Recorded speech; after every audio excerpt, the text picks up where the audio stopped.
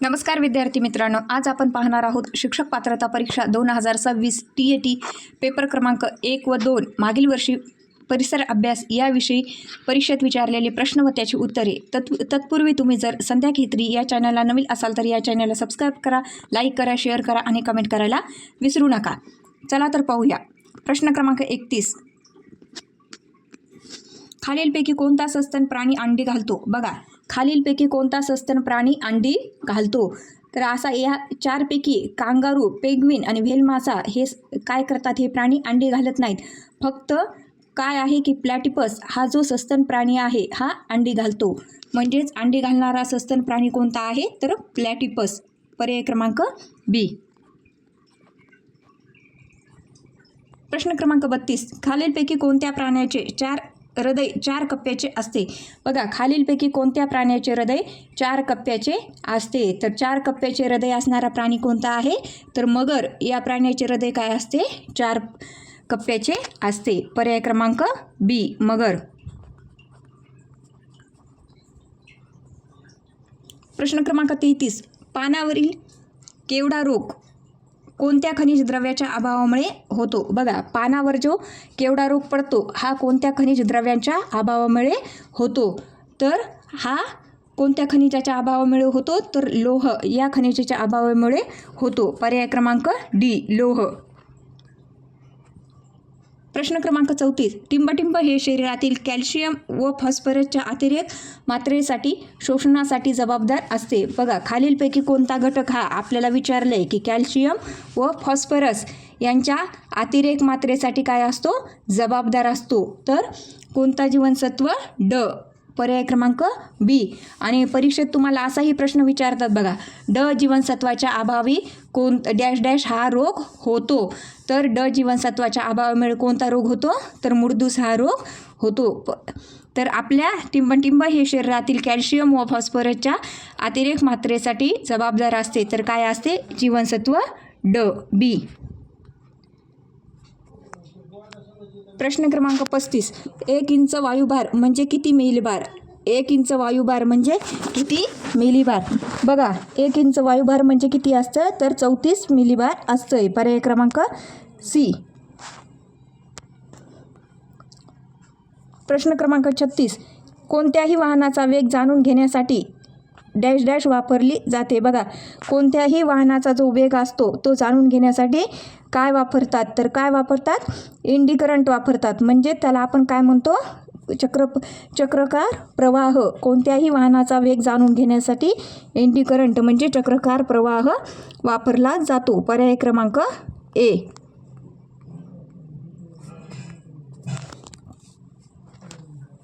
प्रश्न क्रमांक 37, dash dash हे तंत्र वापरून समुद्राची खोली मोजतात। बघा, समुद्राची खोली मोजण्यासाठी कोणत्या तंत्राचा वापर केला जातो? किंवा डॅश डॅश हे तंत्र वापरून समुद्राची खोली मोजतात? तर सोनार या तंत्राद्वारे समुद्राची खोली काय होती? मोजल्या जाती। पर्याय क्रमांक ए, सोनार।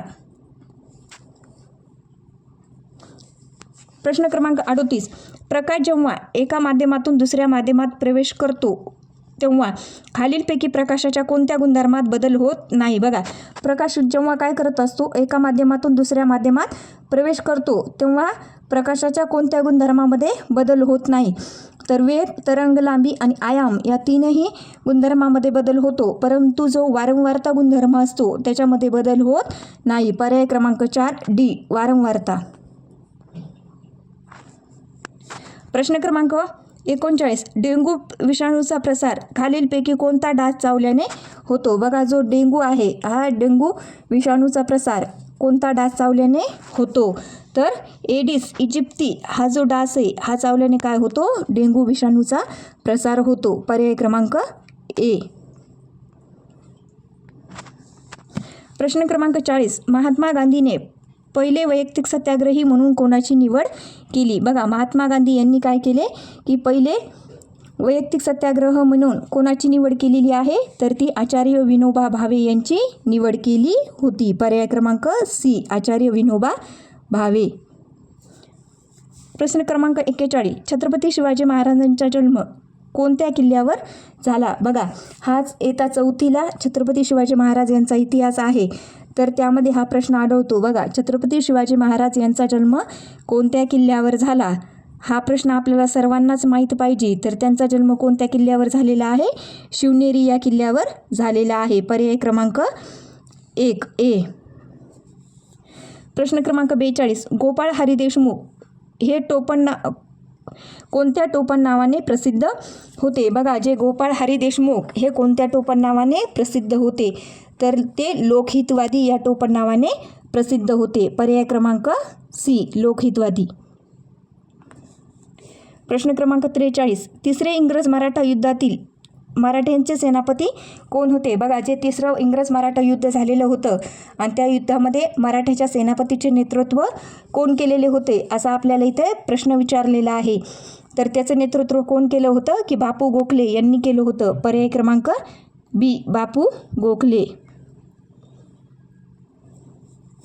प्रश्न क्रमांक 44. विष्णुशास्त्री पंडित यांनी कोणत्या वृत्तपत्रातून विधवांच्या दुःखांना वाचा फोडली? बघा, विष्णुशास्त्री पंडित जे आहेत यांनी कोणत्या वृत्तपत्रातून जे विधवाच्या दुःखांना वाचा फोडली? तर त्यांनी इंदुप्रकाश या वृत्तपत्रातून विधवांच्या दुःखांना वाचा फोडलेली आहे. पर्याय क्रमांक सी इंदुप्रकाश.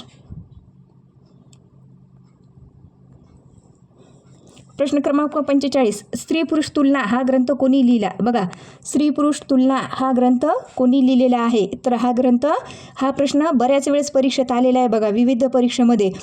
तर आपल्याला माहीत पाहिजे. तर स्त्री पुरुष तुलना हा ग्रंथ कोणी लिहिलेला आहे? तर ताराबाई शिंदे यांचा हा प्रसिद्ध ग्रंथ आहे. पर्याय क्रमांक बी ताराबाई शिंदे. प्रश्न क्रमांक 46. खालील विवरणावरून व्यक्ती ओळखा. मराठीतील पहिले पत्रकार, त्याच्यानंतर अक्कलकोटच्या युवराजांचे शिक्षक, त्याच्यानंतर मराठी वृत्तपत्राचे जनक आणि कुलाबा वेधशाळेचे संचालक. बघा, आपल्याला ह्या विवरणावरून व्यक्ती ओळखायची, त्यांची ओळख दिलेली आहे. ते मराठीतील पहिले काय आहेत? पत्रकार आहेत. त्याच्यानंतर अक्कलकोटच्या युवराजांचे शिक्षक आहेत. त्याच्यानंतर मराठी वृत्तपत्राचे जनक आहेत आणि कुलाबा वेधशाळेचे संचालक आहेत. तर ती व्यक्ती कोण आहे असा प्रश्न आपल्याला इथे विचारलेला आहे. तर ती व्यक्ती कोण आहे? बाळशास्त्री जांभेकर. पर्याय क्रमांक सी बाळशास्त्री जांभेकर. प्रश्न क्रमांक 47. 1928 मध्ये पहिले अखिल भारतीय बंगाल विद्यार्थी परिषदेचे अध्यक्ष कोण होते? 1928 मध्ये पहिल्या अखिल बंगाल विद्यार्थी परिषदेचे अध्यक्ष कोण होते? तर ते अध्यक्ष कोण होते? पंडित जवाहरलाल नेहरू. पर्याय क्रमांक बी पंडित जवाहरलाल नेहरू. प्रश्न क्रमांक 48. कोणत्या समाजसुधारकाने विधवेशी विवाह केला होता? बघा, कोणत्या समाजसुधारकाने विधवा स्त्रीशी काय केलेला होता? विवाह केला होता.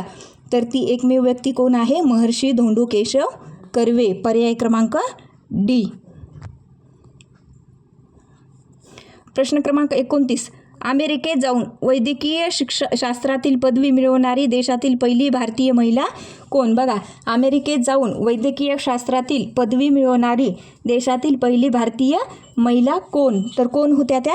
आनंदीबाई जोशी. पर्याय क्रमांक बी. तसेच भारतातील पहिली भारतीय महिला डॉक्टर पण कोण होत्या? आनंदीबाई जोशी याच होत्या. पर्याय क्रमांक बी. प्रश्न क्रमांक 50.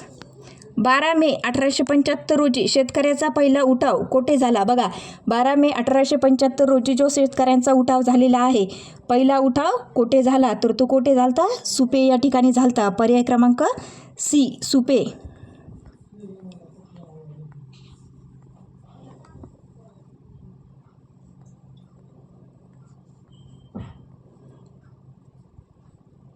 अशाच नवनवीन व्हिडिओसाठी संध्या केतरी या चॅनलला सबस्क्राईब करा, लाईक करा, शेअर करा आणि कमेंट करायला विसरू नका. धन्यवाद.